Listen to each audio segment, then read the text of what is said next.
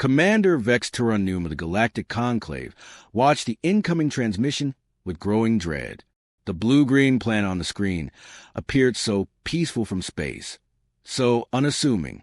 Who would have imagined that such a backwater world could unleash such wrath? "Rewind the footage," he ordered, his 7 fingers tapping nervously on the metallic console. Junior Lieutenant Astropal nodded, visibly tense. "Yes, Commander," she replied. The holographic display flickered, showing the pivotal moment that had altered the course of galactic history. A small convoy of vessels, clearly marked with universal medical symbols, drifted peacefully through the neutral zone between Earth space and Draxian territory. The ships were unarmed, carrying medical supplies and humanitarian personnel to the drought-stricken colony on Proxima B. Then, without warning, 6 Draxian warships slipped out of hyperspace like predators. No warning, no communication. They simply opened fire. The convoy never stood a chance. Vexer winced as the medical ships exploded, one by one, their hulls rupturing in silent bursts of light and debris. 234 human medics, doctors, and humanitarian workers were gone in an instant. "Stop it there," Vexer said quietly. The footage froze, showing the last rescue vessel breaking apart, its hull splitting like an egg, spilling supplies, equipment, and bodies into the cold vacuum of space. "And what happened next?" he asked, though he already knew the answer. Everyone in the galaxy knew by now. Lieutenant Pell swallowed hard, her scaled neck bobbing. The humans declared war. Vexer leaned back in his chair, his 4 eyes blinking in sequence as he processed the information. "Not just declared war, Lieutenant," he said, his voice calm but filled with weight. "They unleashed it. The Draxians had made a catastrophic miscalculation. They had assumed the humans would respond like any other species, outraged, diplomatic, perhaps even with some limited military posturing. What they hadn't anticipated was the speed and sheer unanimity of Earth's response. "Show me the human war declaration," Vexer ordered. The screen shifted to reveal a human female standing at a podium. According to the data scrolling beneath, this was Admiral LRA Santana, Supreme Commander of Earth Defense Forces. Her face was eerily calm, betraying no emotion as she addressed not just her species, but the entire galaxy. 26 minutes ago, Draxian forces attacked and destroyed an unarmed humanitarian convoy bound for Proxima B. There were no survivors. The attack was unprovoked, deliberate, and constitutes a war crime under both Earth and galactic law. As of this moment, Earth is at war with the Draxian Imperium. There will be no negotiations, no ceasefire, no mercy. That was it. No emotional appeals. No lengthy justifications. Just a simple statement of fact, followed by immediate, overwhelming action. Within an hour of the attack, every human military vessel across the galaxy had received their orders. Every human embassy had been evacuated. Every human merchant ship altered course. It was as though a vast, silent machine had been activated, with all its parts moving in perfect, terrifying synchrony. Vexer had never seen anything like it. Most species took days, sometimes weeks, to mobilize for conflict. The humans had done it in less than an hour. "Commander," Lieutenant Pell's voice snapped him back to the present. "We're receiving a transmission from Draxian High Command. They're requesting assistance." Vexer barked a laugh that lacked humor. "Assistance? The mighty Draxians need our help." "Play it," he ordered. The screen changed to show General Kratar of the Draxian Imperial Fleet. His usual imposing presence seemed diminished, and there was a wild look in his eyes. His cranial plumes, usually standing proud, were flattened against his skull, a sign of extreme distress. "This is General Kratar calling all Conclave forces. The humans, they're everywhere. They hit 6 of our core worlds simultaneously. How did they do this? How are they ready so quickly? We need immediate military support. They're not fighting like civilized beings. They're not following any of the established protocols of warfare. Please, you must help us before they—" The transmission cut off abruptly. "That was sent for standard hours ago," Lieutenant Pell said quietly. "We received no further communications from that sector." Vexer felt a chill run down his spine. For hours, in that short time, the humans had apparently struck deep into Draxian territory, with enough force to send their military leadership into a frenzy. What do we know about human military capabilities? Vexor asked. Lieutenant Pell consulted her datapad. Not much, Commander. They joined the Conclave only 37 cycles ago. Their technology was rated as mid-tier. Their military forces were considered adequate but unremarkable. They participated in joint peacekeeping operations, but never engaged in full-scale interstellar warfare. Until now. Interesting, Vexor thought. Sir, we're receiving numerous distress calls from across Draxian space, reported his tactical officer, Major Trail Kov. The humans appear to be conducting coordinated strikes against military installations, shipyards, command centers, and defensive platforms. Any attacks on civilian targets? Vexor asked sharply. None reported, sir. In fact, we're receiving reports that human forces are broadcasting evacuation warnings to civilian centers before engaging nearby military targets. They're giving non-combatants time to clear the area. Interesting, Vexor muttered. Ruthless, but not indiscriminate. Sir, new transmission coming in. From a human vessel. They're requesting to dock with us, Lieutenant Pell said. Vexor's plume stiffened in surprise. Here? Now? Are they insane? The vessel is identified as the EDF Relentless, Captain Morgan Pierce commanding. Put Captain Pierce on screen, Vexor ordered, straightening his uniform. The image of a human male appeared on the view screen. By human standards, he appeared middle-aged, with short silver hair and piercing blue eyes that seemed to look right through Vexor. Commander, and I presume, the human said, his voice unervingly calm for someone who just thrust himself into the heart of a war zone. Captain Pierce, what is the meaning of this intrusion? The Conclave maintains neutrality in this conflict. The human's mouth curled into what Vexor recognized as a smile, though it was devoid of warmth. For now, perhaps, but I'm not here to discuss your neutrality, Commander. I'm here to deliver a message and a package from Earth Central Command. Vexor repeated cautiously. Yes, we want the Conclave to understand exactly why this war is happening and how it will end. The package contains all censored data from our rescue convoy, proving conclusively that the Draxian attack was premeditated. Captain Pierce's voice remained calm, yet his words cut through the air like a blade. The Draxians have violated 14 separate provisions of the Conclave Charter over the past decade, he said, his expression hardening. But most importantly, Commander, it contains our one and only communication regarding this conflict. Earth will not be sending diplomats. We will not be negotiating terms. Vexor's attention sharpened, his gaze unwavering. The Draxians fired on a rescue convoy. The response they receive will be swift, absolute, and proportionate to their crime. Proportionate? Vexor found himself repeating, his voice tinged with disbelief. Your forces are cutting through Draxian defenses like they don't even exist. How is that proportionate to the loss of a single convoy? Pierce's eyes flashed dangerously.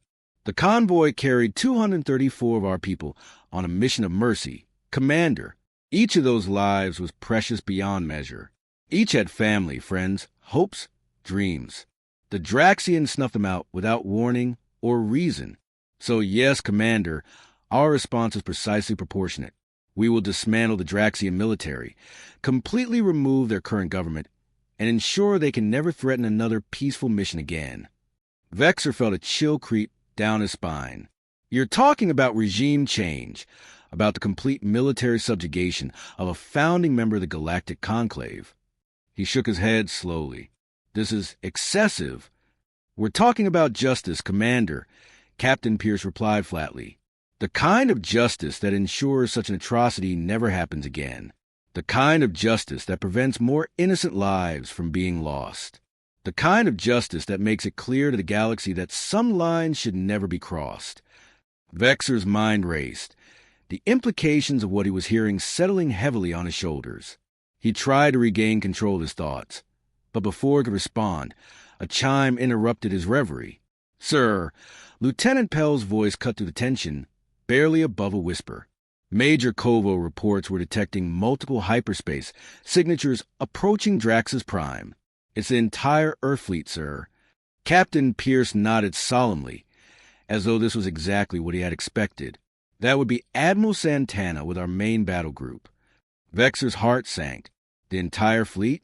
It was one thing to see Earth's military forces in action on a small scale, but the reality of their full might bearing down on the Draxians left him speechless. Pierce's words only made the situation more chilling. The operations you've witnessed so far, Captain Pierce continued, were carried out by our advanced forces only. Advanced forces? Vexor repeated, his voice rising in disbelief. He stared at the human with wide eyes. You mean this devastating assault was just your vanguard? Of course, Pierce said, as though it were the most obvious thing in the world. Did you think we would commit our main fleet before securing strategic positions? Before gathering real-time intelligence? Before testing their defenses and response times? What kind of military operation would that be? Vexor stood frozen, the casual confidence with which Pierce spoke sending an icy shiver down his spine.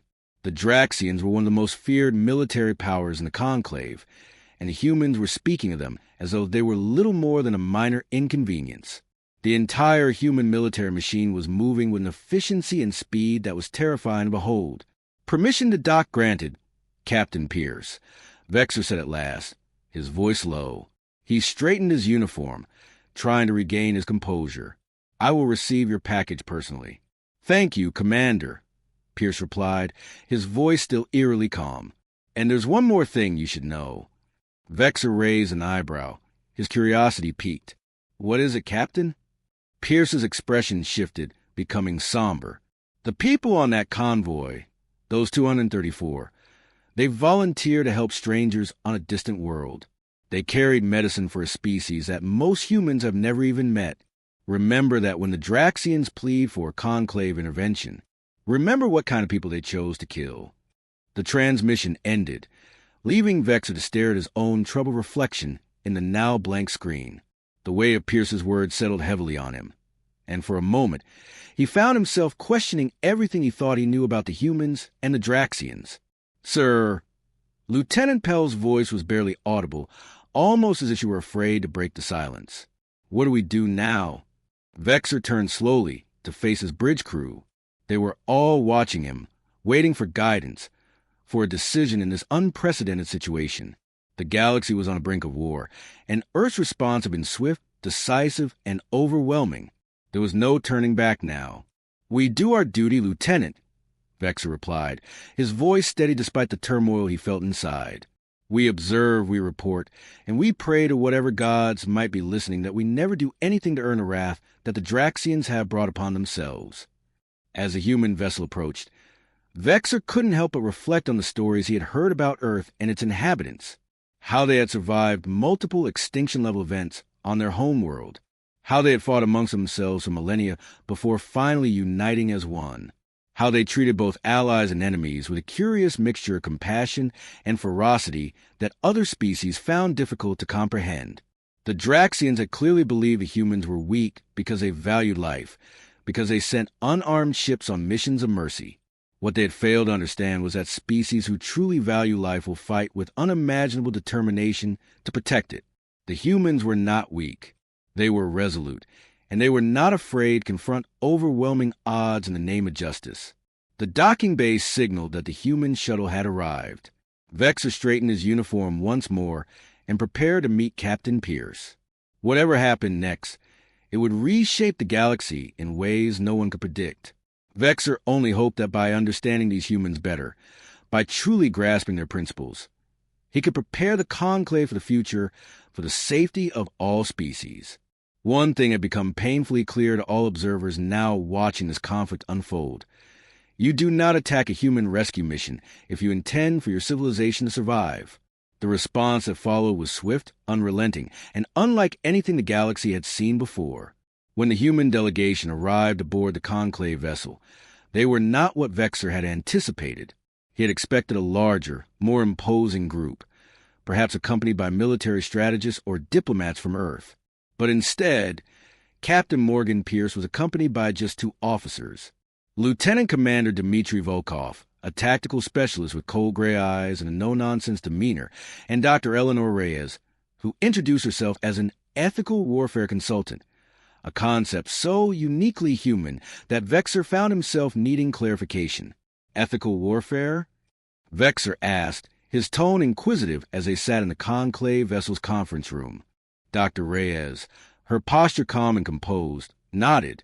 Yes, Commander. My role is to ensure that our military actions remain within the boundaries of our ethical frameworks, no matter the actions of our enemies. Even now, especially now. Vexer's brow furrowed. Even after what the Draxians did. Dr. Reyes met his gaze with quiet intensity. Yes, when the temptation for indiscriminate retribution is at its peak, that's when ethical oversight becomes most crucial. Vexer couldn't help but admire the calm conviction in her voice, even in the face of such horrific provocation. He had witnessed countless species descend into mindless brutality when faced with such violence, but the humans were different. They valued their principles above all else, even in war.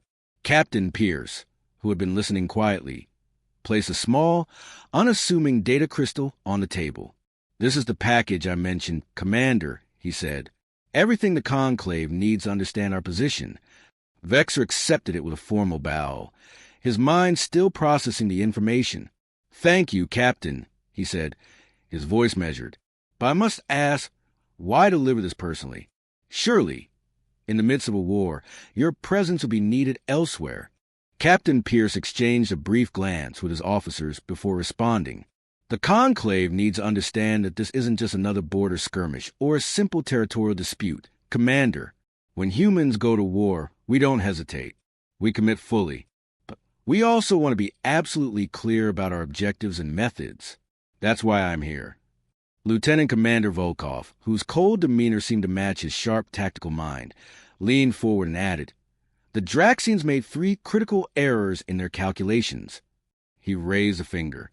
First, they assumed our rescue ships would be legitimate military targets, simply because they originated from Earth. Second, they believed our response would follow the conventional patterns of escalation, giving them time to prepare. Third, and most fatally, they thought we would fight according to the same rulebook they use. Vexer, genuinely intrigued, leaned in. And what rulebook do humans use? We don't use one, Volkov replied flatly, his tone not even the slightest bit apologetic. We adapt, we innovate, and when necessary, we overwhelm. His words rang in the air, simple but powerful. There was no pretense, no hesitation, just the cold truth that the humans would do whatever it took to secure their victory, no matter the cost. Before Vexer could respond, a sudden chime from his communication device broke the tension in the room. Excuse me, he said, rising from his seat. He moved to the corner of the room and spoke quietly with Lieutenant Pell, his expression growing graver with every passing moment. When he returned to the table, the weight of the news was clear in his eyes. We're receiving reports that your main fleet has engaged Draxian forces at their homeworld, Vexer said, his voice heavy with concern. Captain Pierce nodded solemnly. As expected, Admiral Santana will be offering terms shortly. Terms, Vexer repeated, his voice laced with disbelief. You mean surrender terms?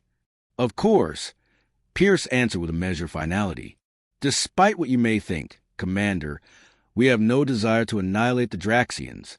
We simply intend to ensure they never again threaten galactic peace. Before Vexer could respond, the ship's emergency alert system activated. Red lights began to pulse along the walls, and the air was thick with urgency.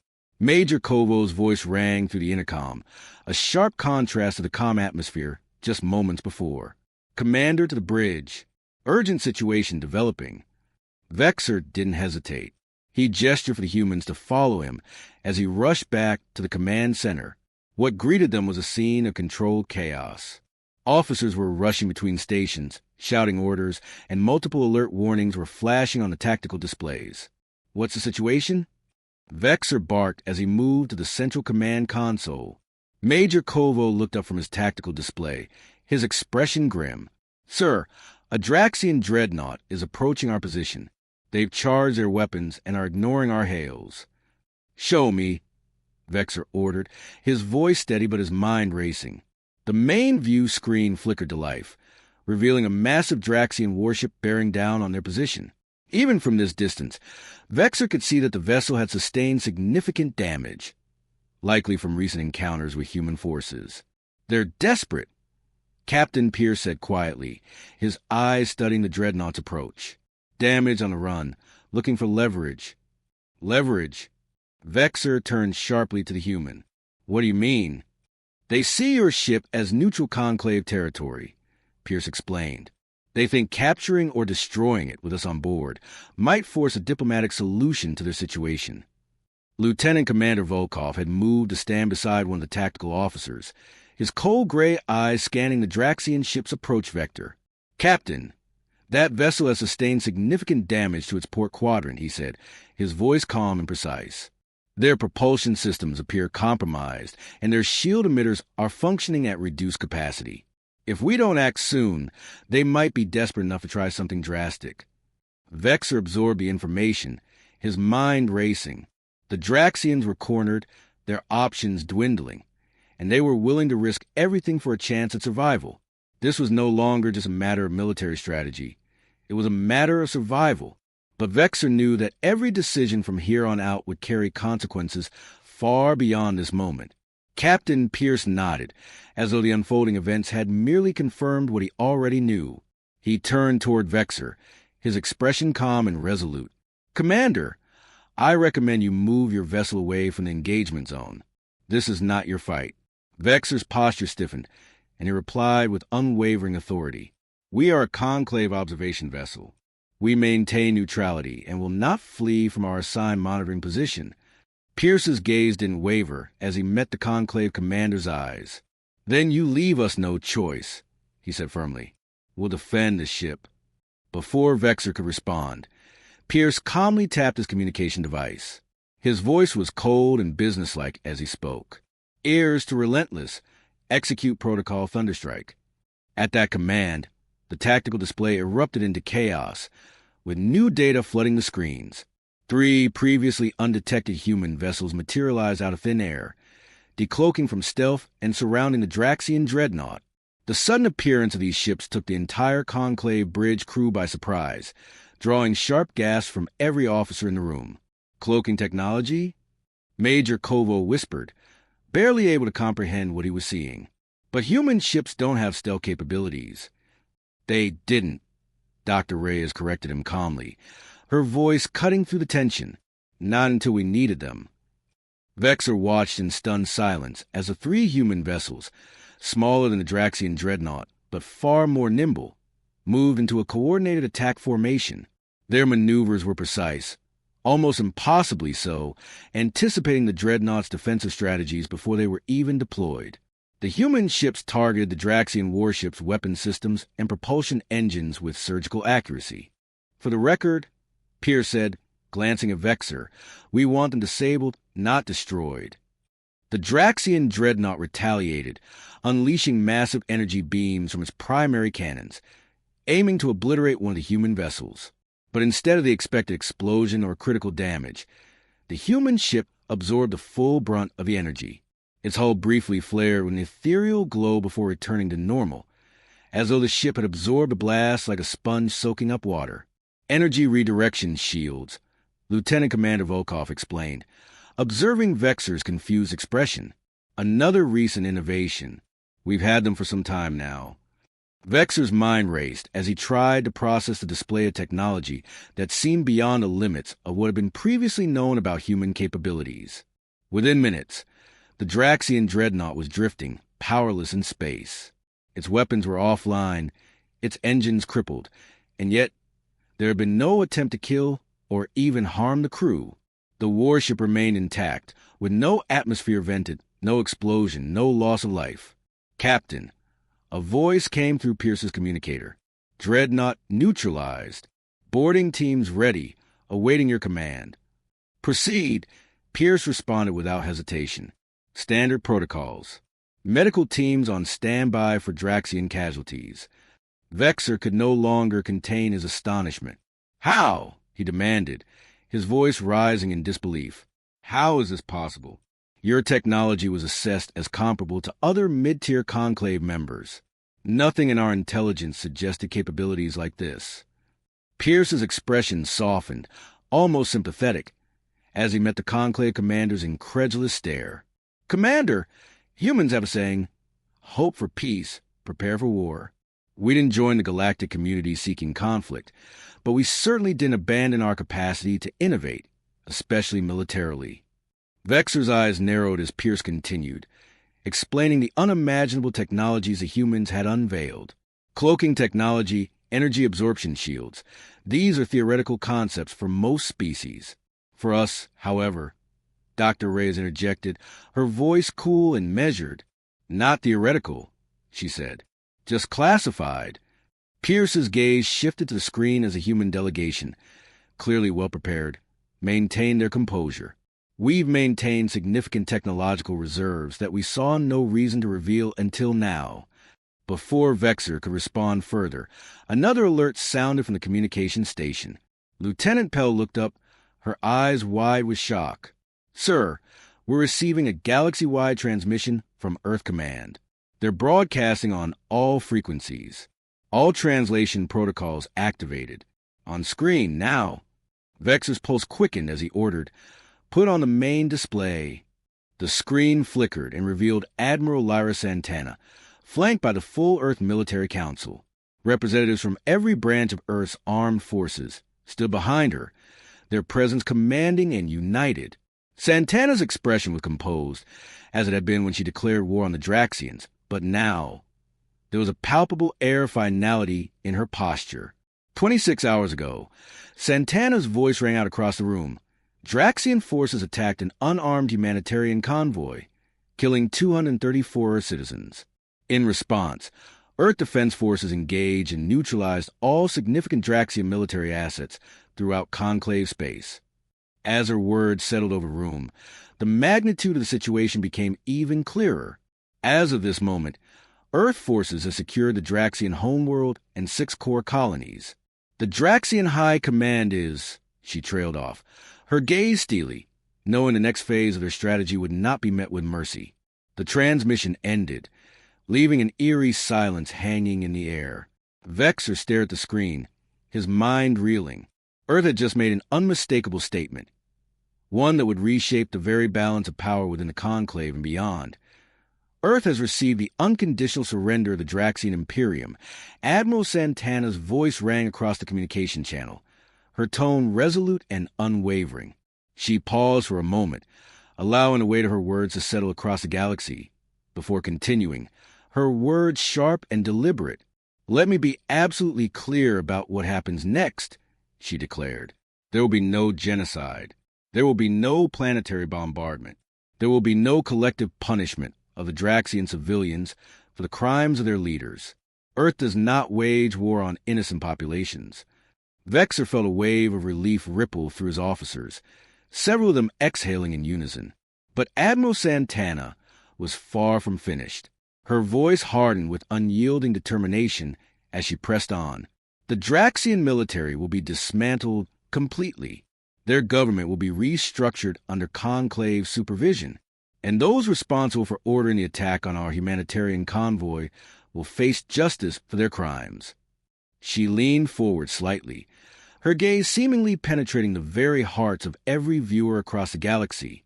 Her eyes locked with Vexer's through the screen, and it felt as though she were speaking directly to him. "To the rest of the galaxy," she said, her voice cold but clear, "I say this. Earth desires peace. We joined the Conclave to participate in a community of species committed to mutual respect and cooperation. But let today serve as an unmistakable message. Earth will not tolerate attacks on innocent lives. We will not engage in prolonged negotiations while our people are under threat. And when necessary, we will respond to aggression with overwhelming force." Vexer's stomach tightened as the gravity of her words settled in. "The war with the Draxian Imperium is over," Admiral Santana continued, her finality cutting through the silence. "It lasted 26 hours. Remember this." As the transmission ended, Vexer found himself staring at the screen in stunned silence. 26 hours. The entire Draxian Imperium, one of the founding members of the Galactic Conclave, had been utterly defeated in less than a day. How could an empire fall so swiftly? His mind raced as the weight of it all crashed over him. A soft voice broke the heavy silence on the bridge. "Commander," Captain Pierce said, his tone calm but carrying an underlying sense of finality. "I believe it's time my delegation returns to our vessel."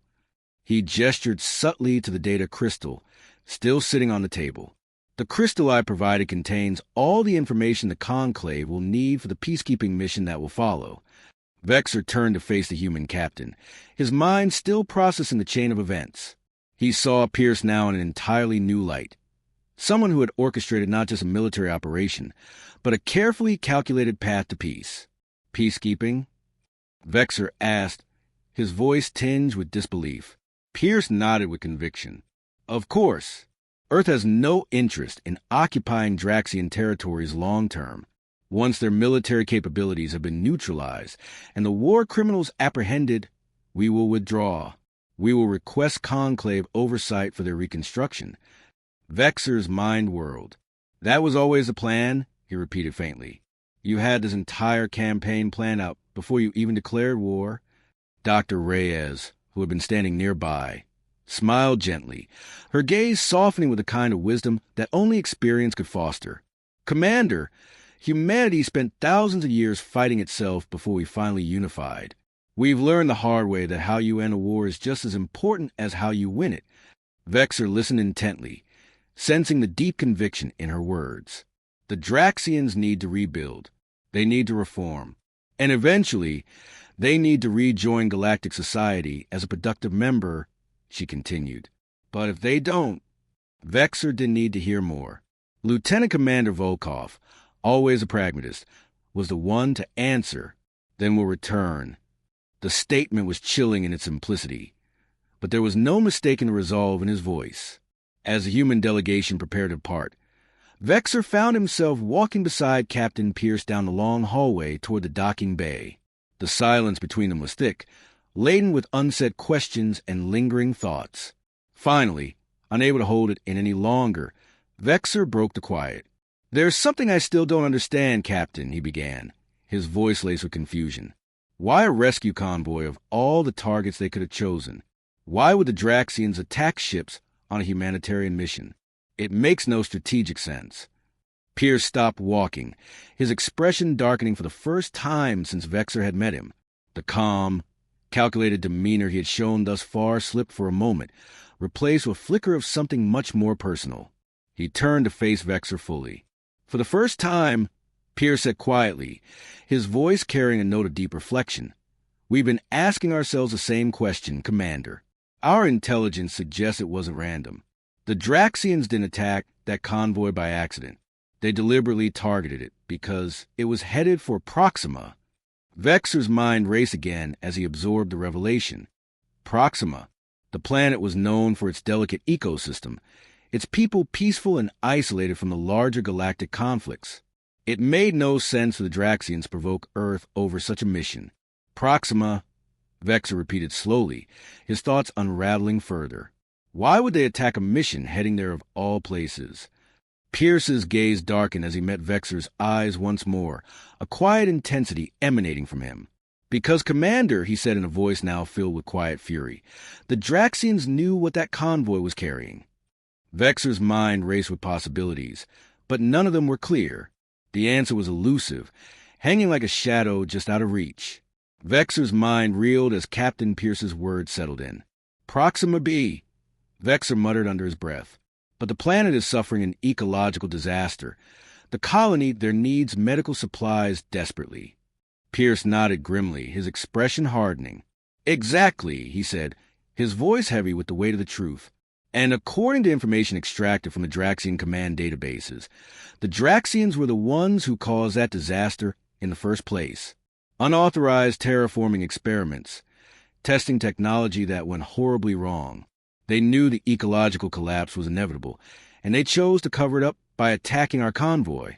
They needed to eliminate any witnesses and any evidence that might expose their role in the disaster." Vexer felt a sickening knot form in his stomach. The truth hit him like a physical blow. He had always known that the Draxians were ruthless, but this was monstrous. His voice barely rose above a whisper. That's monstrous. Pierce's gaze hardened. Yes, and that's why they couldn't simply be allowed to apologize and move on as though nothing happened. Some actions require consequences. Commander, permanent ones. The two of them reached the docking bay, where the human shuttle awaited, its engines humming softly in the background.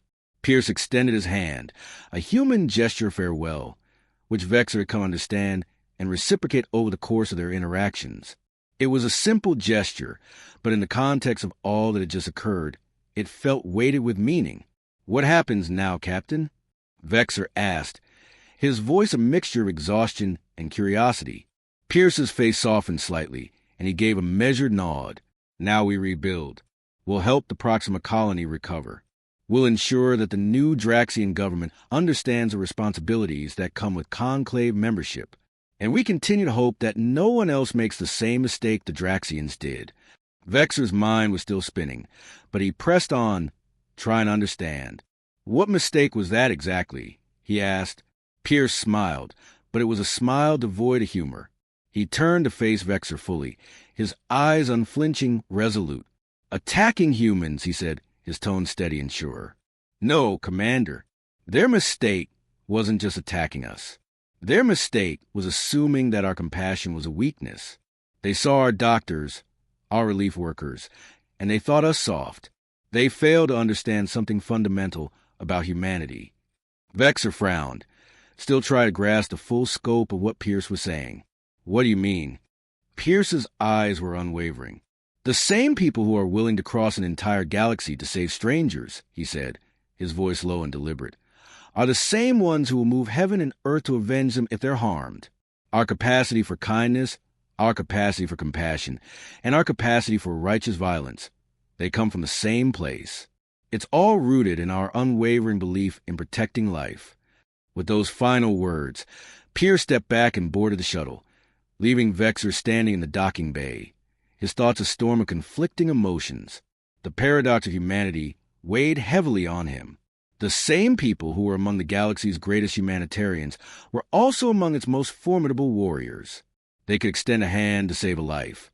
Yet when the time came, they would not hesitate to strike with overwhelming force to protect those they cared for. As the shuttle departed, Vexor turned and walked back toward the bridge. The tactical display showed Earth vessels scattered throughout the Draxian system, their movements precise and calculated, orderly in victory, as they had been in battle. The humanitarian ships, heavily guarded but clearly peaceful, were now en route to Proxima B, carrying the supplies needed to complete the mission their fallen comrades had started. The thought that these humans had the capacity to be both merciful and fierce, to fight and to heal, stayed with Vexor. Lieutenant Pell approached him hesitantly, her voice breaking the quiet. Sir, the Conclave Central Committee is requesting our report on the conflict. Vexor let out a sigh. Tell them I'll need time to prepare it properly, he replied, his voice heavy with the realization of what had just transpired. This isn't just another border skirmish to document. The galaxy has changed today. Pell, who had been quietly observing her commander's shift in demeanor, raised an eyebrow. How so, Commander? She asked, genuinely curious. Vexor stared out the bridge viewport, his eyes fixed on the stars stretching out before him. He was contemplating his answer, carefully selecting his words as though weighing the importance of the moment. Finally, he spoke, his voice steady and filled with a quiet resolve. For centuries, Lieutenant, he began, his gaze never leaving the stars. The species of the Conclave have operated under the assumption that diplomacy would always be the first response to aggression, that conflicts would follow predictable patterns of escalation and resolution. The humans, though, have shattered that paradigm completely. He turned to face his officer directly, the weight of his words settling in. My report to the committee will contain one primary recommendation, that the Conclave establish new protocols specifically for dealing with humanity, not because they're a threat to galactic peace, but because they defend it in ways we've never even imagined. Lieutenant Pell was silent for a moment, taking in the magnitude of what Vexor had said. Then, with a furrowed brow, she asked, What will you tell other species who ask about humans, sir? Vexor's 4 eyes blinked in sequence as he considered the question. He could almost feel the future unfolding before him, the weight of humanity's potential in ways that no one in the galaxy had fully realized until now. After a long pause, he gave her the simplest, most honest answer he could. "I will tell them this, Lieutenant," he said, his voice firm, unwavering. "Be worthy of humanity's friendship, for it is a tremendous gift, but never, under any circumstances, fire on their rescue convoys." As his word hung in the air, Vexor turned back to the viewport, watching as the stars continued their eternal dance, indifferent to the rise and fall of empires. The galaxy had indeed changed today, and Vexor suspected it would be a very long time before anyone dared to test humanity's resolve again. After all, they had made their point with terrifying clarity. Those who bring medicine to the galaxy will also bring justice when it is needed.